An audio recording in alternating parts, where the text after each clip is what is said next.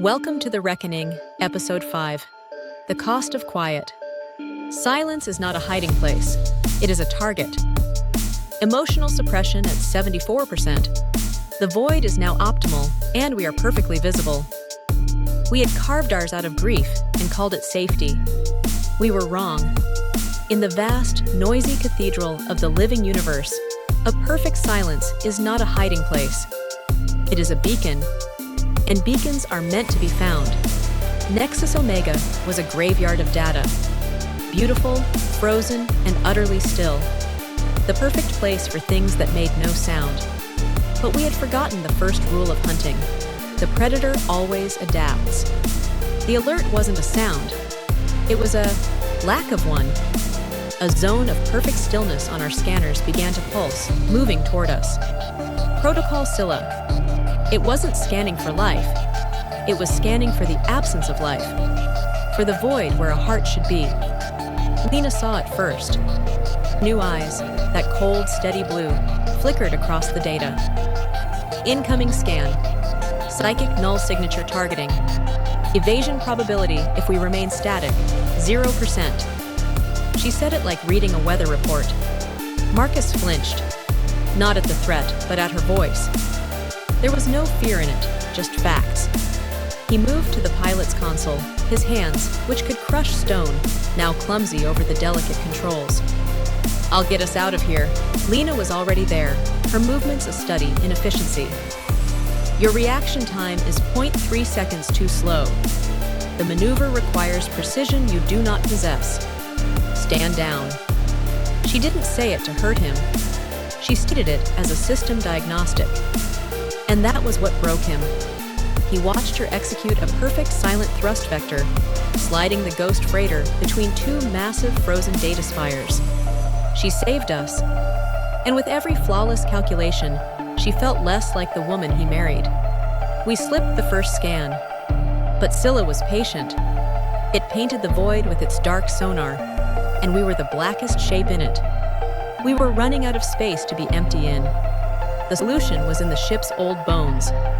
A pre-collapsed neural comms array, a two-person link meant for sharing complex schematics or emotions. It was damaged, unstable.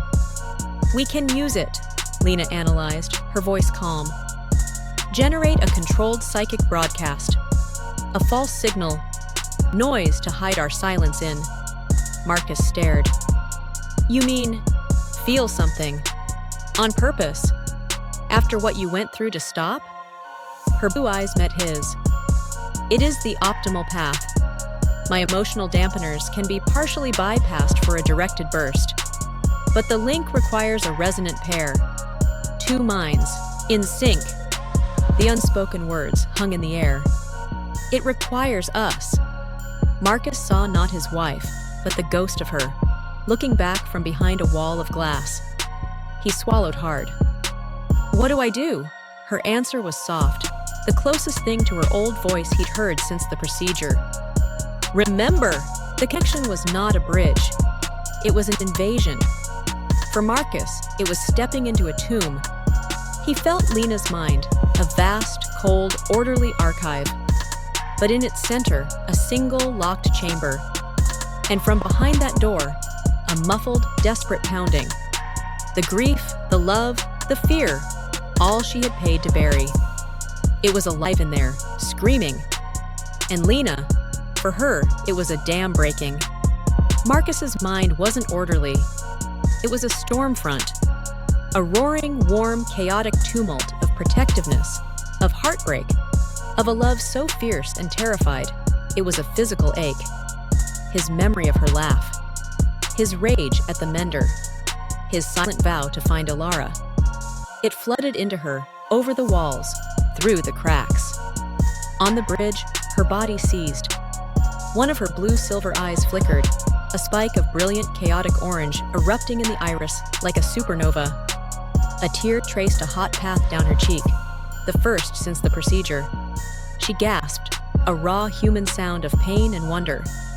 On the monitor, their two silent voids vanished, replaced by a blooming, chaotic signature of two souls in torment. To Scylla, we disappeared into the sudden psychic static. The link broke. They were panting, separate again.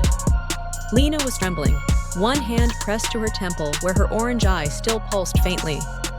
She looked at Marcus, truly looked at him, and her expression was a battlefield, the cold analysis warring with a dawning, horrified empathy. "I felt it," she whispered, her voice cracking. "Your pain. For me." Before he could answer, the ship's long-range receptor screamed to life. Not a signal, not a message. A raw, psychic wavefront, a silhouette of feeling blasted across the stars.